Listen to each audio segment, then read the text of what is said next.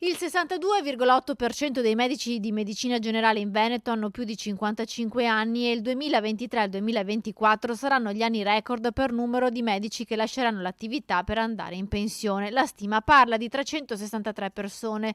L'allarme per l'acutizzarsi della carenza di medici nel nostro territorio è stata lanciata dal gruppo consigliare regionale del PD, che parla di un fenomeno che, guardando nel lungo periodo, porterà in meno di 15 anni ad una fuoriuscita di oltre 1900 professionisti. I consiglieri del Partito Democratico puntano il dito contro la regione e la sua errata programmazione. È una mancata programmazione che la Regione Veneto ha una diretta responsabilità. Perché?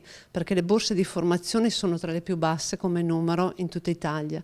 Ci sono stati gli anni, noi abbiamo analizzato dal 2013, quando il Veneto aveva poche borse di formazione rispetto alle altre regioni con meno abitanti. Nei dati forniti dalla ricerca del PD si vede come le province più in sofferenza siano Rovigo e Belluno, che registrano la maggiore presenza di medici di famiglia tra i 65 e i 68 anni, quindi prossimi alla pensione. Noi riteniamo dunque che da qui si debba partire per modificare radicalmente la programmazione, con alcuni interventi urgenti da fare immediatamente e con un cambio di mentalità sulla programmazione per il futuro. La carenza di medici di famiglia non è un fenomeno recente. Il Veneto già nel 2019, quindi in uno scenario di pre-pandemia, si ritrovava medici di base che avevano in carica in media 1365 pazienti, una cifra, più 141, di gran lunga superiore rispetto alla media nazionale. Il PD ha già in cantiere una proposta da fare alla Regione. Un pacchetto appunto di proposte, perché è evidente che serve un intervento shock, serve una riorganizzazione complessiva